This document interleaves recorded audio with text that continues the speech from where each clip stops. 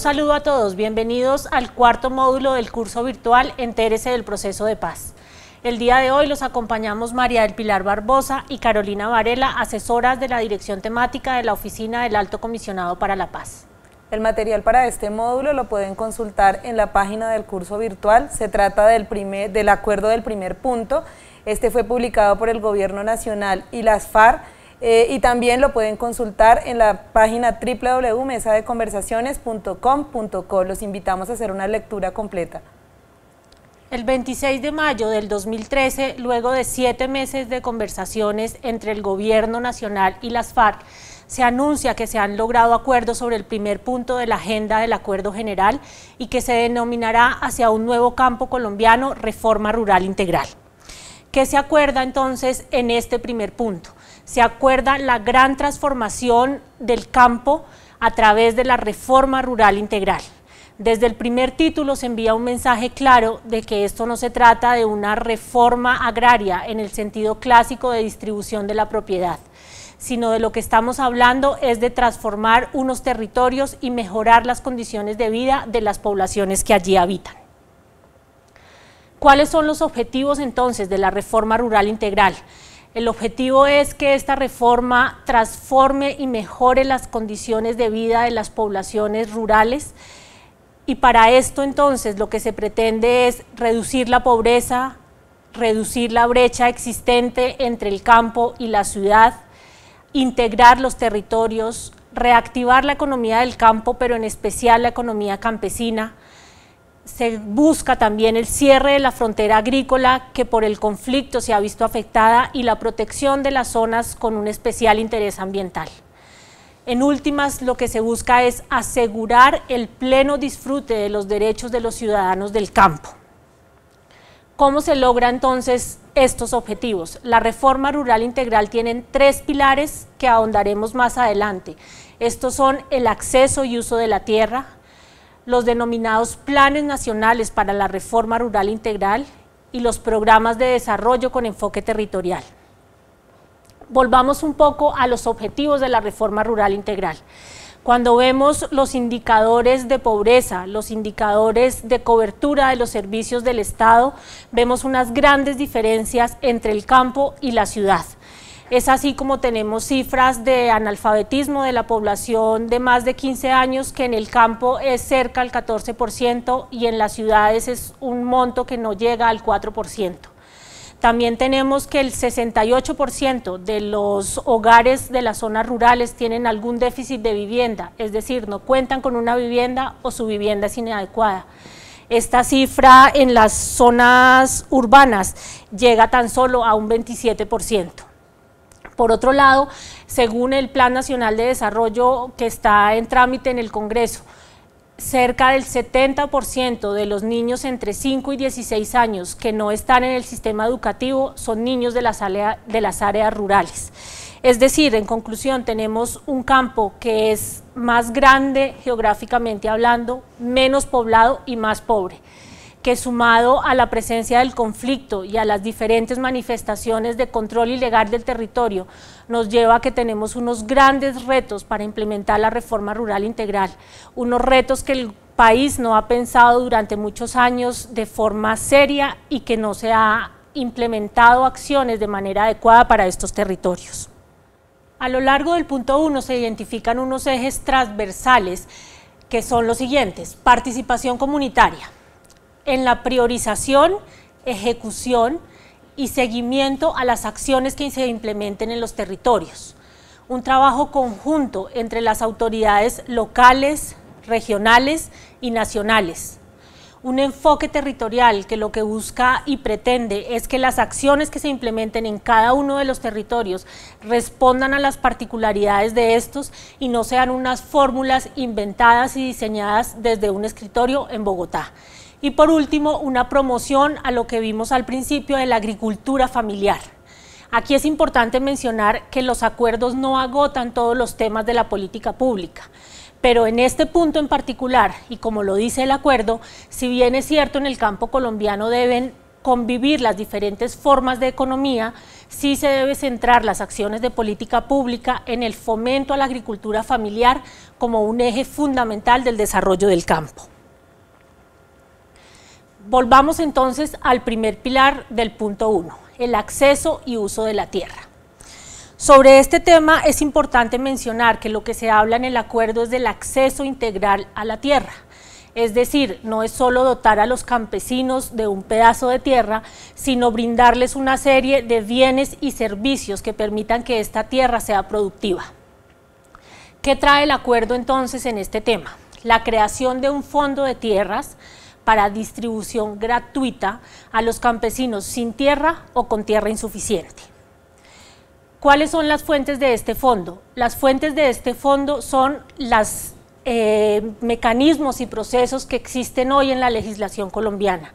El acuerdo no crea ninguna fuente adicional ni ningún mecanismo adicional para las fuentes del fondo de tierras. Lo que establece es que se deben revisar, ajustar para hacerlas más ágiles y más efectivas en el momento de la distribución.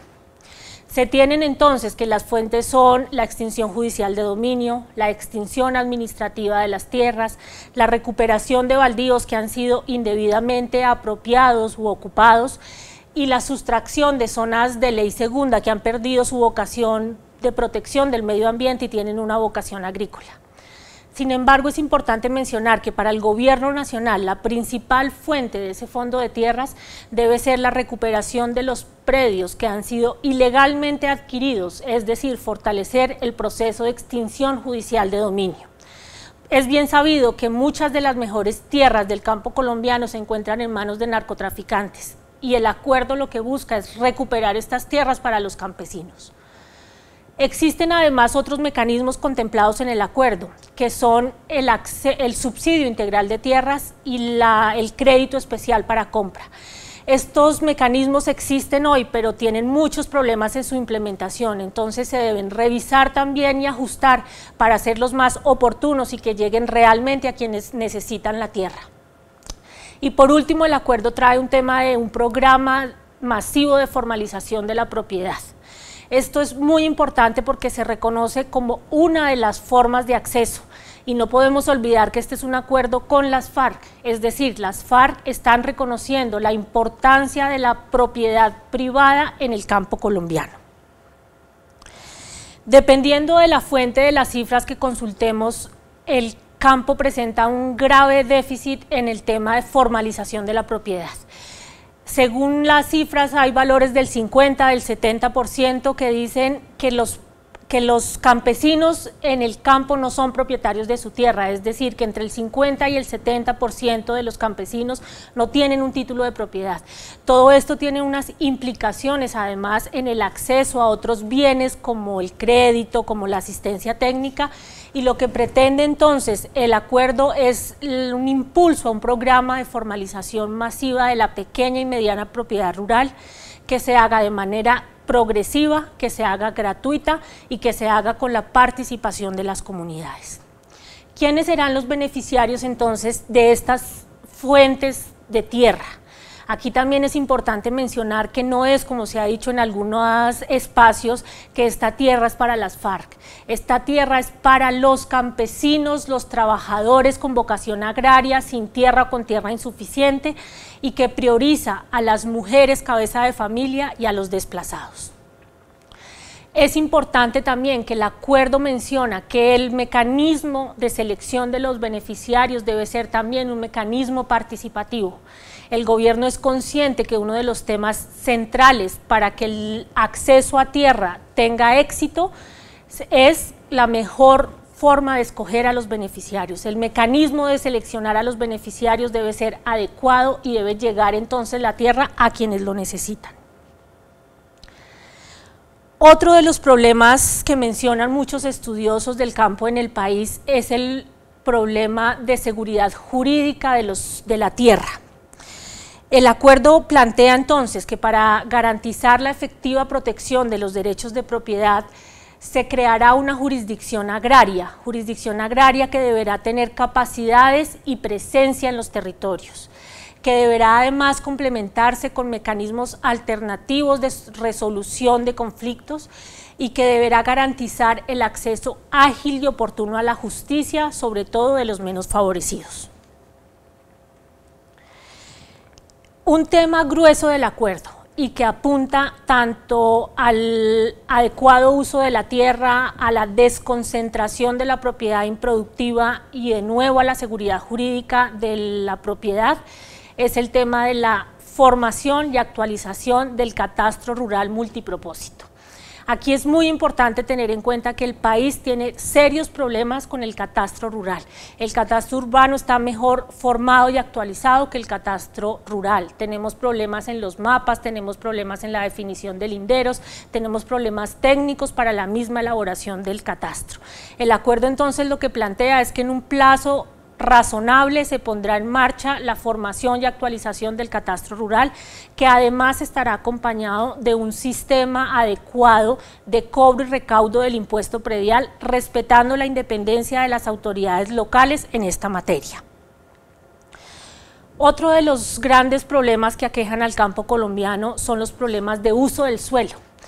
Si revisamos el último estudio disponible del IGAC, encontramos que cerca del 19% de las hectáreas de las zonas rurales tienen una vocación agrícola, pero que realmente solo cerca del 5% se les está dando este uso. Por otra parte, se está usando cerca del 30% de las hectáreas en ganadería, principalmente ganadería extensiva, cuando la tierra solo tiene esa vocación en un 15%.